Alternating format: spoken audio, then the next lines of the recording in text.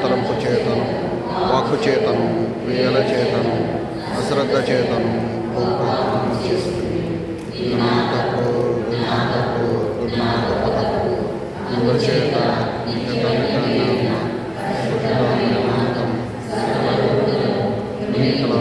సహోదరి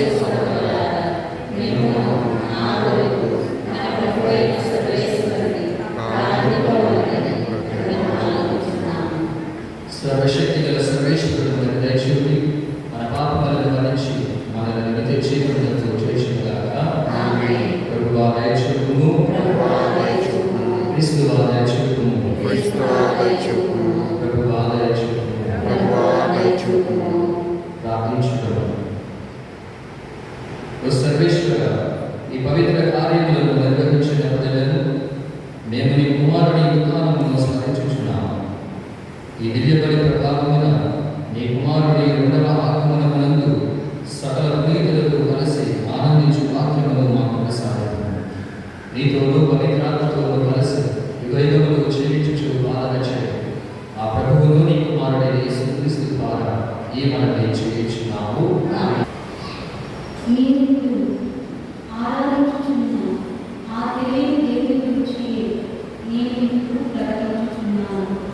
మొదటి పట్టణం అపోస్తలుల కార్యములు 17వ అధ్యాయం వచనములు 22-24 వచనములు మరియు 18వ అధ్యాయం 1వ వచనం.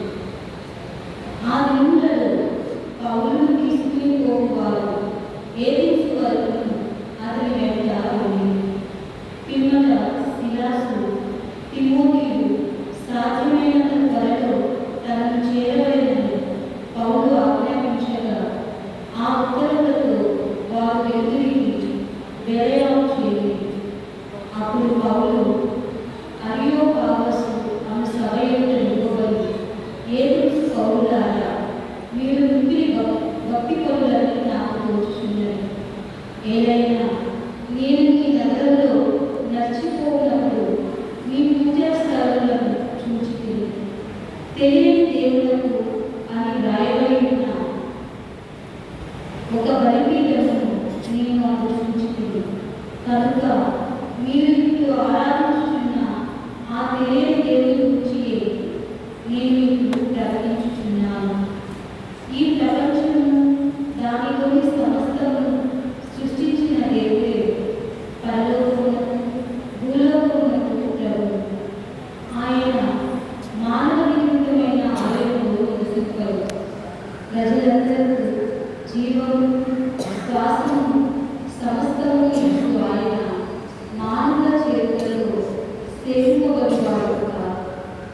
ఒక్క పురుషుని నుండియే ఆయన అన్ని జాతుల జనులను కలిగించి భూలోకమంతటా వారిని నివసింపచేసేది. ఆయన ముందుగా వారి వారి కాలపరిమితులను, వారి వారి నివసించు స్థలముల సరిహద్దులను స్థిరపరచేది. వారు ఆయన కొరకు అన్ని ప్రకటనలను వెలికి ఆయనను కలుగుటకై ఆయన ఇది చేసేది. అయినను దేవుడు నిజముగా మనలో ఏ ఒక్కరికి దూరంగా లేదు. ఏదైనా ఆయన ఎందే మనం జీవించుచు సంచరించుచున్నాము, ఉనికిని కలిగి ఉన్నాము. మీలో కొందరు కౌలు చెప్పినట్టుగా మనము ఆయన బిడ్డలు. దేవుని బిడ్డలమైన మనము దైవ స్వభావము, మనుషుల కల్పనా కౌశలము వలన మలచబడిన బంగారంతోగా వెండితోగా పోల్చవచ్చునని భావింపరాదు. మానవులు అజ్ఞానులుగా ఉన్న కాలంలో దేవుడు వారి గురించి ప్రకటించుకోలేదు. కానీ ఇప్పుడు వెళ్ళేలా ప్రజలందరూ హృదయ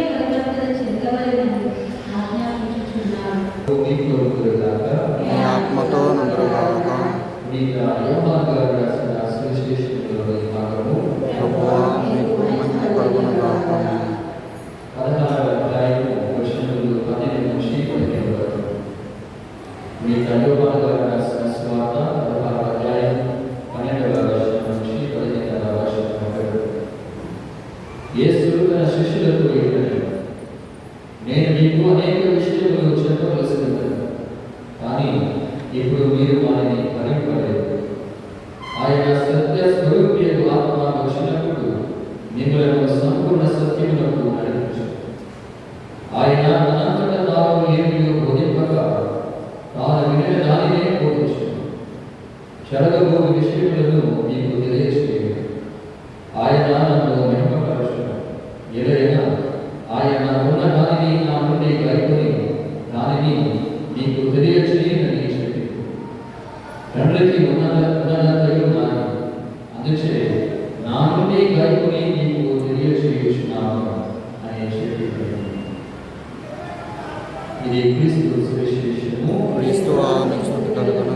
ఏకాశంగా మాట్లాడినప్పుడు నిజాన్ని అందరికీ అర్థమయ్యేలా వివరించినప్పుడు ఇతను ఏదో నోటికి వచ్చినట్టు మాట్లాడుతున్నారు అనేటువంటి నిందలను వేస్తున్నారు. కానీ ఆ నిజాన్ని స్వీకరించేటటువంటి హృదయం.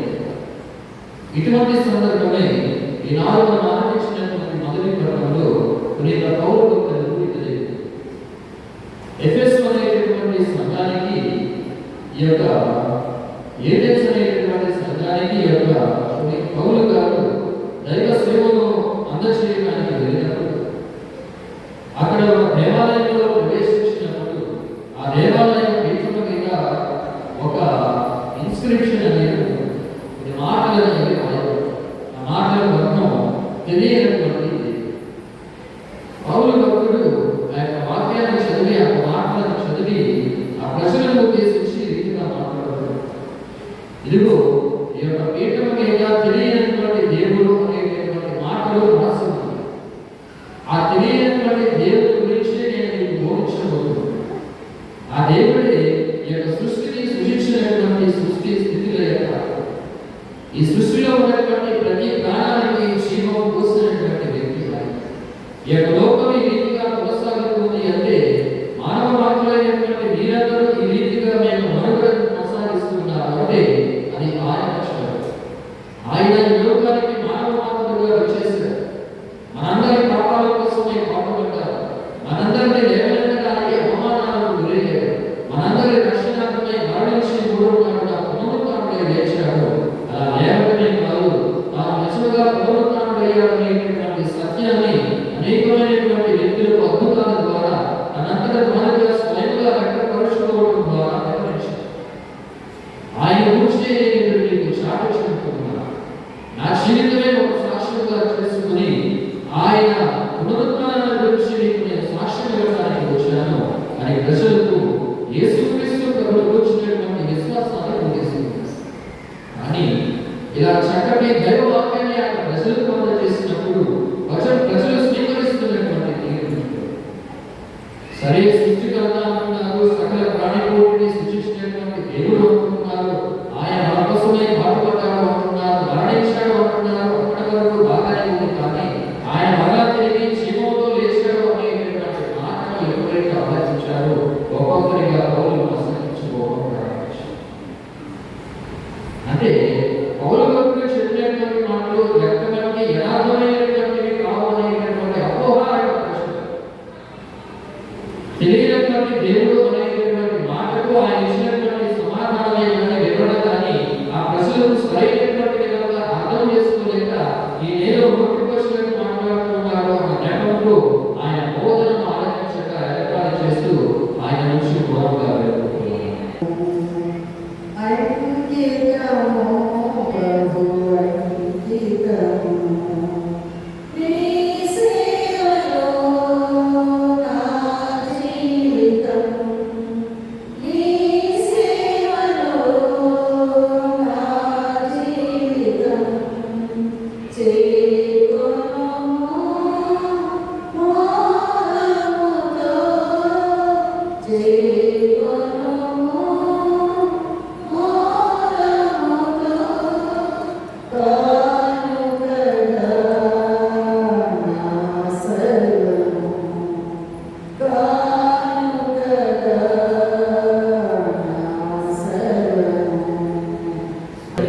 పవిత్రుడు పవిత్రుడు పవిత్రుడు లోకమును భూలోకమును మీ మహిమతో నిండినది. మౌనతమున హోసాన ప్రభువు నామమున జయవార్ధని.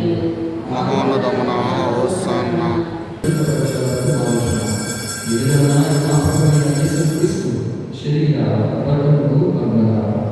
ఈ పరమహస్సులను నెరవేర్చినట్టుగా అతడు ఈ నిబంధనను దయచేసి పావన పితాన్ని అతని మహిమపరచబడి వచ్చినప్పుడు ఈ లోకంలో ఉన్న తన వారికి తన ప్రధానమైన ప్రేమ వారిని అంతము వరకు ప్రేమించదు.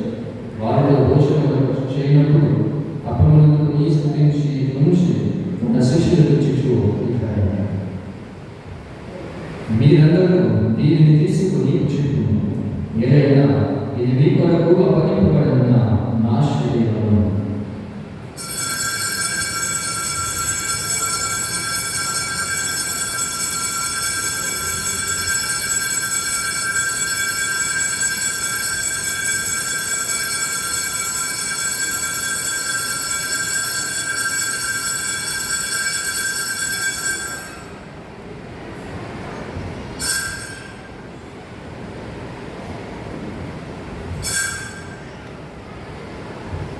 ఈ ఆవిర్భావనే ద్రాక్షారసంలో నేను పాత్ర అందుకొని కృతజ్ఞతావందనములు చెప్పి శిష్యులకు చూపించారు.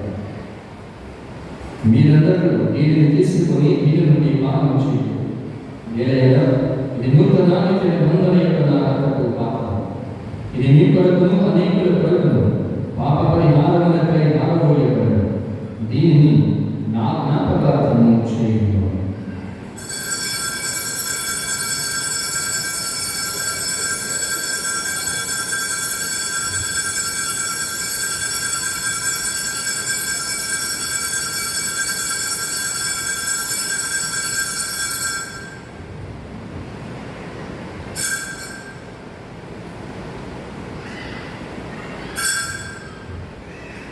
ఇది విశ్వాస రహస్యము.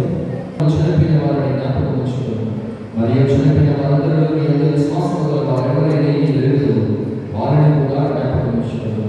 దైవ తండ్రి దేవమాత యొక్క పరిశుద్ధతని మరియమాతతో నీ అపోస్తలులతో నీ రాజ్యంలోని నీతులతో నీ బిడ్డలకు అందరికీ మోక్ష మార్గములు ఇచ్చింది.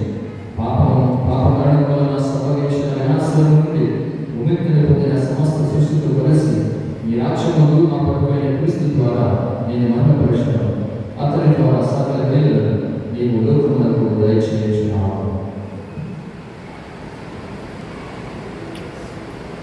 క్రీస్తు ద్వారా క్రీస్తుతో క్రీస్తునందు సర్వశక్తి గల పితైన సర్వేశ్వరా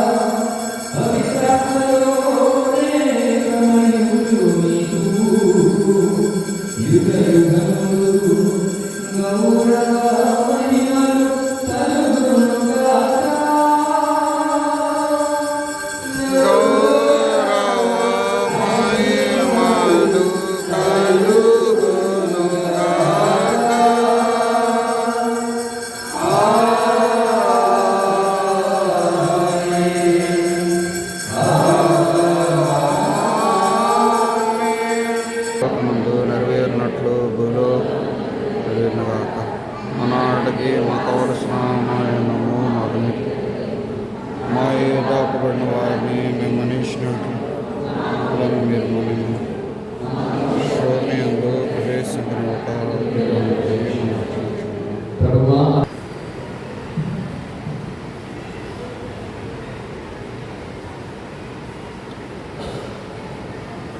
ఇదిగో సర్వేశ్వరుని గొర్రెపిల్ల,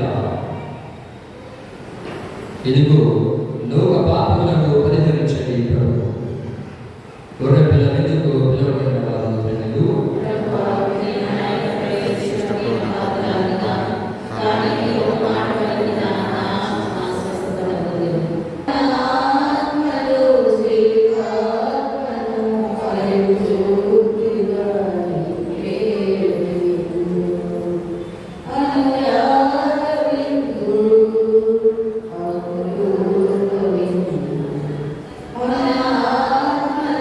Oh,